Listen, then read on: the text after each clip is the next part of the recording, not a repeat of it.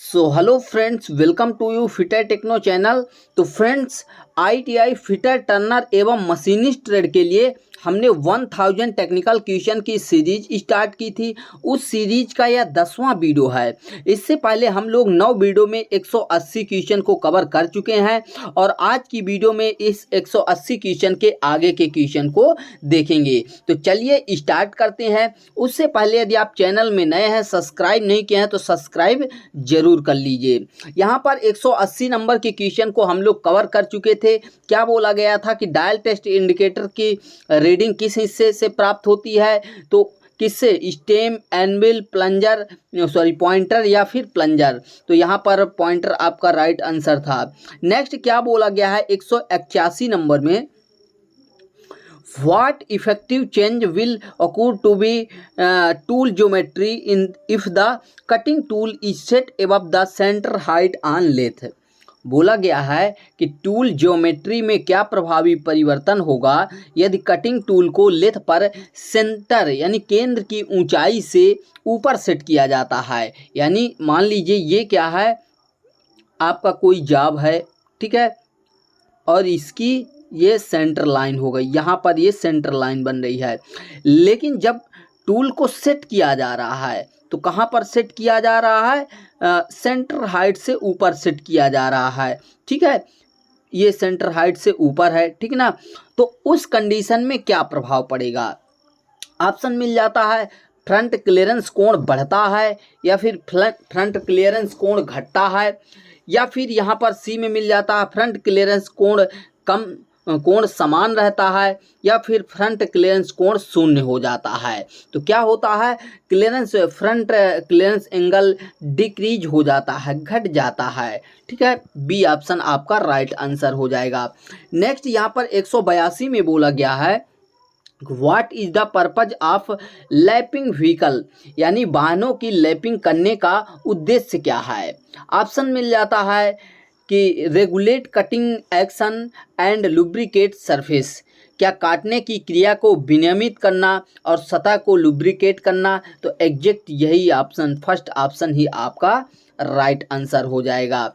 Next question में 183 number में क्या बोला गया है यहाँ पर कि which of the following is indirect measuring tool, निम्नलिखित में से कौन सा जो टूल है जो अप्रत्यक्ष माप देता है। तो देखिए, टूल की बात करें तो 3 टाइप के हमारे टूल होते हैं।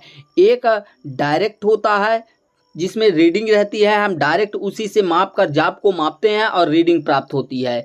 दूसरा होता है indirect measuring tool. Indirect measuring tool वो होते हैं जिनसे हम माप तो लेते हैं, फिर उसके बाद हमको एक्चुअल रीडिंग लेने के लिए जो है कहीं पर दूसरे स्टील रूल या और किसी माइक्रोमीटर की सहायता लेना पड़ता है, वो इनडायरेक्ट टूल होते हैं। और एक होता है कंपैरिजन टूल, जिससे हम तुलना करते हैं, जैसे गेज वगैरह हो गए, ठीक है। तो निम्नलिखित में से कौन सा अप्रत्यक्ष मापी औजार है, यानी इनडायरेक्ट मेजरिंग टूल है?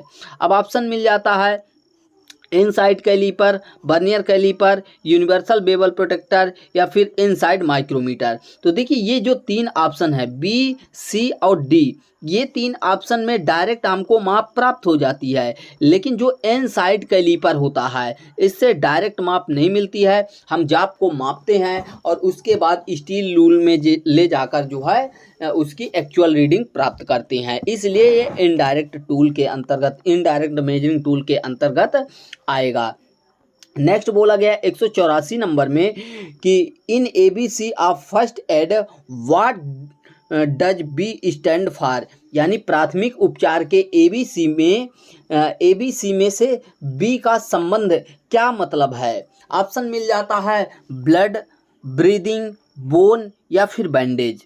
तो देखिए, इसका ए का मतलब होता है एयरवेज, बी का होता है ब्रीदिंग, सी का होता है सर्कुलेशन, ठीक है। तो यहाँ पर बी का पूछा गया है तो ब्रीदिंग यहाँ पर राइट आंसर हो जाएगा, बी ऑप्शन। नेक्स्ट बोला गया 85 नंबर में, यहाँ पर 185 में कि what is the angle of holding the scraper for soft metal. Soft metal यानी नरम धातु के लिए स्क्रैपिंग को, स्क्रैपर करते समय स्क्रैपर को पकड़ने का एंगल क्या होता है? 30 डिग्री, 60 डिग्री, 40 डिग्री या फिर 20 डिग्री। तो यहाँ पर सॉफ्ट मटेरियल की बात की गई है, तो सॉफ्ट मटेरियल में उसका एंगल क्या रखा जाएगा, थोड़ा सा हाई रखा जाएगा। तो यहाँ पर जो राइट आंसर हो जाएगा क्या हो जाएगा, डी ऑप्शन, सॉरी लो रखा जाएगा। तो यहाँ पर डी ऑप्शन आपका राइट आंसर हो जाएगा। जनरली 30 होता है लेकिन 20 यहाँ पर सॉफ्ट मटेरियल के लिए रखा जाता है। During marking the reference surface is provided by, यानी अंकन के दौरान, मार्किंग के दौरान रेफरेंस सतह, संदर्भ सतह किसके द्वारा प्राप्त किया जाता है, sketch of the job, work piece, marking off table surface या फिर सरफेस गेज। तो यहाँ पर राइट आंसर क्या हो जाएगा, marking off table, C option आपका राइट आंसर हो जाएगा। नेक्स्ट ऑप्शन क्वेश्चन बोल रहा है 187 नंबर में कि lock nut in the micrometer is provided to, micrometer में लॉक नट का उद्देश्य क्या होता है, क्या लॉक नट प्रदान किया जाता है लेकिन क्यों। ऑप्शन में मिल जाता है control the movement of the spindle, क्या धुरी की गति को नियंत्रित करने के लिए, तो एग्जैक्ट उसको फिक्स करने के लिए प्रयोग किया जाता है। ए ऑप्शन ही आपका 187 का राइट आंसर हो जाएगा। 188 में पूछा गया है where the multi start thread is used, बहुप्रारंभ चूड़ी यानी जिसका स्टार्टिंग एक से अधिक बिंदु हो, मतलब स्टार्टिंग बिंदु एक से अधिक हो तो वो मल्टी स्टार्ट थ्रेड कहलाती है। तो वही बोला गया है कि बहुप्रारंभ चूड़ी का उपयोग कहाँ पर किया जाता है, क्या फ्लाई प्रेस में किया जाता है, टेलीस्कोप में किया जाता है या फिर थर्मोफ्लेक्स में, यानी यहाँ पर राइट आंसर क्या हो जाएगा आपका डी। इसमें फ्लाई प्रेस में भी, टेलीस्कोप में भी और थर्मोफ्लेक्स में भी यूज किया जाता है। यहाँ पर ऑल ऑफ दीज आपका राइट आंसर हो जाएगा, वहाँ पर मल्टी स्टार्ट थ्रेड का प्रयोग किया जाता है। 189 नंबर में बोला गया है which one of these operation does not require single point cutting tool, single point cutting tool के लिए इनमें से कौन सा कार्य अपेक्षित नहीं है। सिंगल पॉइंट कटिंग टूल की बात की गई है तो उसके लिए कौन सा अपेक्षित नहीं है, ठीक है, आवश्यक नहीं। तो टाइपिंग, बोरिंग, शेपिंग या फिर प्लानिंग। तो क्या राइट आंसर हो जाएगा 189 का, यहाँ पर टाइपिंग आपका राइट आंसर हो जाएगा, ठीक है। क्या बोला गया, which one of these operation does not require single point cutting tool, किसके लिए जो है सिंगल पॉइंट कटिंग टूल की आवश्यकता नहीं है, अपेक्षित नहीं है, तो टाइपिंग के लिए। बाकी बोरिंग, शेपिंग, प्लेनिंग, यहाँ पर टाइपिंग में हम जैसे चेजर वगैरह का यूज कर लेते हैं, ठीक है, या फिर टाइप का यूज कर लेते हैं। तो यहाँ पर टाइप, क्योंकि टाइपिंग से हम क्या करते हैं, टाइप से हम इंटरनल थ्रेड काटते हैं, तो इंटरनल थ्रेड काटने के लिए तो वो यहाँ पर ए ऑप्शन राइट आंसर हो जाएगा। 190 नंबर में क्या बोला गया है कि what is the expression of 30S7G6, ये क्या इंडिकेट कर रहा है, फिट को इंडिकेट कर रहा है, लिमिट को, डेविएशन को या फिर टॉलरेंस को। क्या राइट आंसर हो जाएगा यहाँ पर, फिट को, ये फिट को व्यक्त कर रहा है। जैसे 30 क्या है आपका बेसिक साइज हो गया, ठीक है, H क्या हो गया, होल बेसिस हो गया, और 6 क्या हो जाएगा आपका होल के लिए फंडामेंटल डेविएशन, और उसके बाद G क्या है, ये शाफ्ट के लिए फंडामेंटल टॉलरेंस हो जाएगा, और जो यहाँ पर 6 दिया हुआ है जी के बाद, तो ये हो जाएगा आपका शाफ्ट के लिए फंडामेंटल डेविएशन, ठीक है। तो ये फिट को व्यक्त कर रहा है कि ये होल बेसिस क्लियरेंस फिट है, तो यहाँ पर ए ऑप्शन राइट आंसर हो जाएगा। 191 नंबर में क्या बोला गया है कि the job plate of the bench vice are made of, bench vice की जबड़ा प्लेट बनी होती है, जा प्लेट्स, टूल स्टील की, माइल्ड स्टील, ब्रॉन्ज या फिर कास्ट आयरन। तो जा प्लेट की बात की जाए तो वह हमेशा टूल स्टील की बनाई जाती है। देखिए हमारा जो बेंच वाइस होता है वह कई तरह की मटेरियल से बना होता है, जैसे ब्रॉन्ज या गन मेटल से हमारा क्या होता है, वहाँ पर जो बॉक्स नट होता है वो बना होता है, स्पेंडल और हैंडल की बात करें तो माइल्ड स्टील से बनती है। इसकी बेंच वाइज की बॉडी कास्ट आयरन से बनती है और जो जा प्लेट होते हैं वह टूल स्टील से बनते हैं। तो ये सभी आपको क्लियर होना चाहिए। 192 में बोला गया है if A screw driver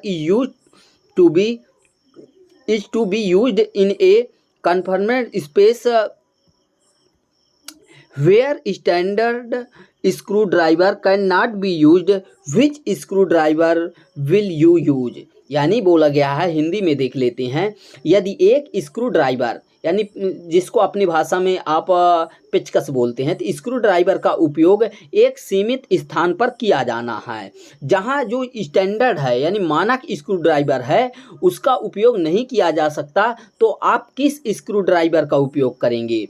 Philips screw driver, offset screw driver, robertson screw driver या फिर प्लेन स्क्रू ड्राइवर। तो क्या राइट आंसर हो जाएगा यहाँ पर? B option, offset screw driver जो है आपका रहेगा यहाँ पर राइट आंसर। 192 का जो राइट आंसर हो जाएगा वो बी हो जाएगा, ये उल्टा जेड की तरफ होता है।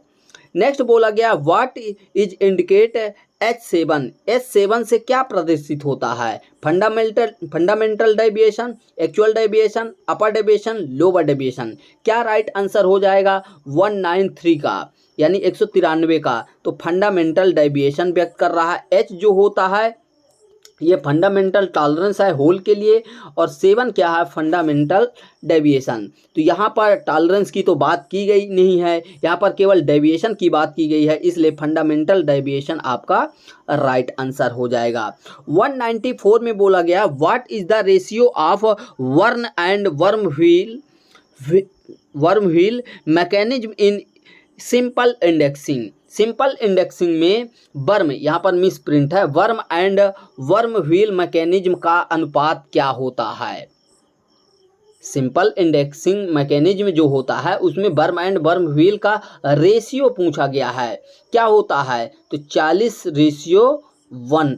यहाँ पर क्या राइट आंसर हो जाएगा? 194 का जो राइट आंसर हो जाएगा वो सी ऑप्शन हो जाएगा, 40:1 में। नेक्स्ट बोला गया है which term indicates the algebraic difference between the actual size and it's corresponding basic size. बोला गया कि कौन सा शब्द वास्तविक आकार यानी एक्चुअल साइज और इसके संबंधित मूल आकार यानी बेसिक साइज के बीच बीजगणितीय अंतर को इंगित करता है। तो वो कौन इंगित करता है? एक्चुअल डेविएशन इंगित करता है। यहाँ पर डायरेक्ट आंसर की ओर जाना है तो एक्चुअल डेविएशन आपका राइट आंसर हो जाएगा। एक्चुअल डेविएशन होता क्या है? बेसिक साइज और उससे संबंधित एक्चुअल साइज के बीच जो डिफरेंस होता है वह एक्चुअल डेविएशन कहलाता है। 195 का बी ऑप्शन राइट आंसर हो जाएगा। 196 में क्या बोला गया है? Which is the factor to determine the construction of fixture. Fixture के निर्माण का निर्धारण करने के लिए कौन सा महत्वपूर्ण है? Machining method, location and clamping, tool guiding and frame या फिर size of work piece and tool.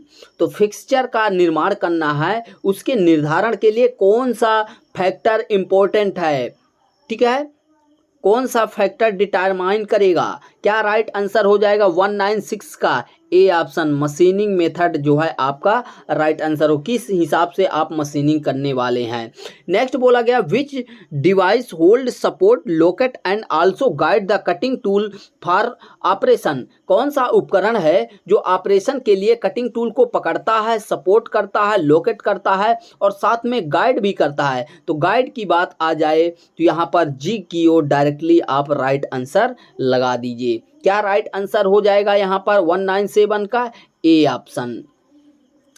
Next 198 में क्या बोला गया? Which bush is use to provide a hardened hole for renewable bushes. Renewable bushes के लिए कठोर छेद प्रदान करने के लिए किस बुश का उपयोग किया जाता है? Slip bush, plain bush, fixed bush या फिर लीनियर बुश। क्या राइट आंसर हो जाएगा? 198 का D option, linear bush right answer हो जाएगा। Which type of jig is used for awkwardly shaped work piece to drill a different angle. विभिन्न कोणों में अजीब आकार की, ठीक है, अजीब आकार के काम को ड्रिल करने के लिए किस प्रकार के जिग का प्रयोग किया जाता है। तो यहाँ पर विभिन्न कोणों में और अजीब आकार बोला है, यानी एक्वाडली शेप्ड की बात की गई है। तो कौन सा jig right answer, post jig, solid jig, indexing jig या फिर ट्रूनियन जिग। क्या राइट आंसर हो जाएगा 199 का ट्रूनियन जिग राइट आंसर होगा। नेक्स्ट बोला गया है आज की वीडियो का last question, which type of fit the tolerance zone of hole is below the tolerance zone of shaft. Hindi में समझ लीजिए कि किस प्रकार के फिट में होल का टॉलरेंस जोन, जैसे मान लीजिए ये क्या है, होल का टॉलरेंस जोन, होल का टॉलरेंस जोन शाफ्ट के टॉलरेंस जोन के नीचे है। यानी ये मान लीजिए क्या है, शाफ्ट का टॉलरेंस जोन है और ये नीचे वाला जो है, इसको जो फिलअप कर रहा हूँ, ये होल का टॉलरेंस जोन है। तो जब हमारा होल नीचे है और शाफ्ट ऊपर है तो उस कंडीशन में क्या होगा। अब यहाँ पर बेसिक की तो बात नहीं की गई है कि होल बेसिक होगा या शाफ्ट बेसिक। जैसे शाफ्ट बेसिक में शाफ्ट का अपर डेविएशन 0 होता है और होल बेसिस में होल का लोअर डेविएशन 0 होता है। तो यहाँ पर बेसिक की तो बात ही नहीं की गई है, इसलिए उस पर नहीं जाएंगे। फिट की बात, तो हमारा होल छोटा है और शाफ्ट बड़ा है, इसलिए इंटरफियरेंस फिट आपका राइट आंसर हो जाएगा। तो दोस्तों हम लोगों ने यहाँ पर टोटल 200 क्वेश्चन को जो है कवर कर लिया, जो कि 10 क्लास में कवर किया है। बाकी जो आपके 800 क्वेश्चन है, यहाँ पर टोटल 1000 क्वेश्चन है, तो 800 क्वेश्चन जो बचे हुए हैं उनको हम नेक्स्ट 40 क्लास में कवर करेंगे। और अब कोशिश करेंगे आप लोगों को 1 से 2 वीडियो जो है डेली मिले, तो वहाँ से आप लोग जल्दी जो है, ये जो आपका MPITA ट्रेनिंग ऑफिसर का एग्ज़ाम होने वाला है, तो उसके पहले हम लोग जो है ये 1000 क्वेश्चन कवर करेंगे और साथ ही साथ उसके लिए जो भी इम्पोर्टेंट क्लास हमें लगेगी वो आप लोगों के लिए प्रोवाइड कराऊंगा। बेहतर से बेहतर क्वालिटी फ्री ऑफ कॉस्ट में प्रोवाइड कराऊंगा। यहाँ पर इन्हीं चीज़ों के लिए आप अलग अलग प्लेटफॉर्म में यूट्यूब से आपको बहुत सारे ऐसे टीचर मिलेंगे जो आपको बोलेंगे कि हमारा कोर्स ज्वाइन करिए, लेकिन कोर्स ज्वाइन करने के बाद आप वहाँ पर जाएंगे तो आपको भ्रमित किया जा रहा है। रिकॉर्डिंग क्लास दी जाएगी जो कि आपने ऑलरेडी पहले ही कहीं ना कहीं देखी होगी। तो इस तरह से नहीं जाना है, आप लोगों को अवेयर रहना है, थोड़ा सा अपने पैसे को बचा कर रहना है और थोड़ा सा स्मार्ट वे में आपको तैयारी करना है। ठीक है, उस हिसाब से आप तैयारी करेंगे तो निश्चित ही आप लोगों को सफलता मिलेगी। तो मिलते हैं नेक्स्ट पार्ट में। Thanks for watching and bye bye.